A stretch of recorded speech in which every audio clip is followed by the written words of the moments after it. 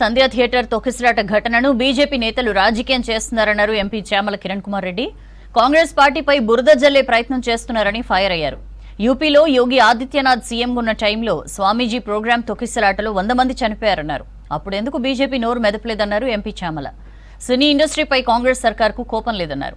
నిజాలు ప్రజలకు తెలియచేయాలనే ఉద్దేశంతోనే సీఎం రేవంత్ అసెంబ్లీలో మాట్లాడారన్నారు చామల. బాధ్యత లేకుండా వ్యవహరించడం వల్లనే జరిగింది అనేది క్లారిటీగా మీకు విజువల్స్తో సహా నిన్న పోలీస్ డిపార్ట్మెంట్ ఎందుకు చూపించాల్సి వచ్చిందంటే దీన్ని చూపించాల్సిన అవసరం లేదు. ఆల్రెడీ కేసు ఫైల్ అయింది. ఇదే అల్లు అర్జున్ గారు మంచిగా ఆ రోజు ఏ రోజు అరెస్ట్ అయ్యి బయటకు వచ్చిన రోజు ఒక రెస్పాన్సిబుల్ సిటిజన్ లెక్క మాట్లాడాడు. జైలు నుంచి విడుదలైనప్పుడు ఏమన్నాడు, నేను మాట్లాడా మర్యాదగా ఉండదు, ఎందుకంటే నేను చట్టాన్ని గౌరవిస్తున్నా, చట్టం తీసుకున్న నిర్ణయంలో నన్ను అరెస్ట్ చేసిర్రు, నేను దీని గురించి తప్పుగా మాట్లాడొద్దని చెప్పి పోయిన వ్యక్తి ఇలా రేవంత్ రెడ్డి గారు అసెంబ్లీలో మళ్ళీ ఆ సమస్య రేవంత్ రెడ్డి గారు అన్ని విషయాలు మాట్లాడుతూ అటు ఎంఐఎం అడిగిన ప్రశ్నకు జవాబిస్తూ వాస్తవాలు తెలంగాణ ప్రజలకు చెప్పే ప్రయత్నం చేసిండు. అంటే మొదట్లో పోలీసులు పర్మిషన్ ఇచ్చిరని చెప్పి వీళ్ళంటే పోలీసులు పర్మిషన్ ఇవ్వలేదు, వాళ్ళు అప్లికేషన్ పెట్టుకుంది వాస్తవం కానీ పర్మిషన్ ఇవ్వలేదు మేము అనేది, పర్మిషన్ కోసం కమ్యూనికేట్ కూడా చేయలేదని చెప్తూనే అక్కడ ఎలా జరిగింది ఇన్సిడెంటు. ఆ ఇన్సిడెంట్ జరిగినప్పుడు అల్లు అర్జున్ గారే బేసిక్గా ఏంటంటే ఆయన సెకండ్ టైం ఎప్పుడైతే మొన్న 21వ తారీఖు నాడు రేవంత్ రెడ్డి గారు ఎప్పుడైతే అసెంబ్లీలో మాట్లాడిరో, అసెంబ్లీలో మాట్లాడిన తర్వాత రేవంత్ రెడ్డి గారు ఏమన్నారు, మేమే వీళ్లకు ప్రమోషన్స్ కోసము స్పెషల్ షోలు వేసుకొని పర్మిషన్లు ఇచ్చి వాళ్ళ ఇండస్ట్రీని కాపాడే ప్రయత్నం చేస్తాం, ఇటువంటి చేస్తే ఇక నుంచి నేను ఉన్న రోజులు స్పెషల్ షో పర్మిషన్లు కూడా ఇయ్యనని చెప్పడానికి కారణం ఏంది? మీరు బాధ్యతగా వ్యవహరించకపోతే సామాన్యులకు ఇబ్బంది అయ్యేటప్పుడు ఇటువంటి నిర్ణయాలు తీసుకోవస్తుందని చెప్పిండు.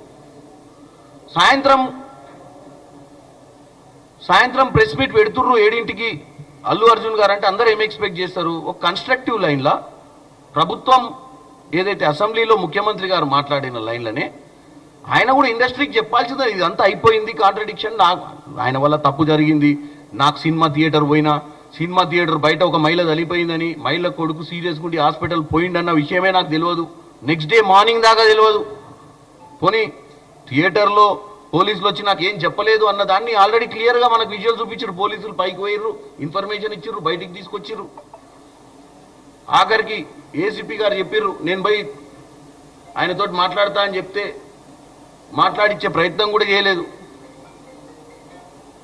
వాళ్ళ పిఏలు, వాస్తవ పరిస్థితి చెప్దామంటే. సో ఇవన్నీ ఏంటంటే ఒక సైడు సినిమా యాక్టర్కి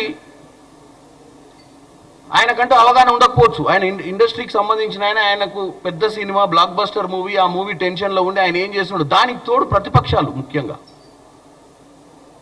ఒక మహిళ ప్రాణాలు కోల్పోయి ఉంటే, కుటుంబ సభ్యులు వాళ్ళ కొడుకు అంత సీరియస్గా హాస్పిటల్లో ఉండుంటే ప్రతిపక్షాలకు దీన్ని అంటే ఇనిషియల్గా అరెస్ట్ అయిపోయిండు, అరెస్ట్ నుంచి బెయిల్ మీద వచ్చిండు, చాలా సానుకూలంగా స్పందించిండు, అక్కడికి మ్యాటర్ అయిపోయింది. తర్వాత కోర్టులు చూసుకుంటే తర్వాత అసెంబ్లీలో రేవంత్ రెడ్డి గారు ఓవరాల్గా చర్చ చేసినప్పుడు ఓవరాల్గా చెప్పినప్పుడు నేను హ్యూమిలియేట్ అయినా నన్ను హ్యూమిలియేట్ చేస్తురని చెప్పడం తప్పు. నెంబర్ 1. నెంబర్ 2, ఆయన స్క్రిప్ట్ రాయకుండా జనరల్గా వచ్చి ఒక 5 minutesలో ఇండస్ట్రీ తరపు నుంచి ఫ్యూచర్లో ఇటువంటి జరగకుండా చూసుకోవాల్సిన అవసరం ఉందని చెప్పుంటే ఇంకా గొప్ప రియల్ స్టార్ అయ్యేటోడు. రీల్ స్టార్ నుంచి ఎవరో ఇచ్చిన స్క్రిప్ట్ను చదువుకుంటా ఏదో చేయబోయి ఎక్కువ డ్యామేజ్ చేసే ప్రయత్నం చేసిండు అండర్స్టాండింగ్లో. దానికి మళ్ళీ ప్రతిపక్షాలు మళ్ళీ తెల్లారే ఎవరు పురంధేశ్వరి గారు మళ్ళీ వచ్చి ఏదో చెప్తారు.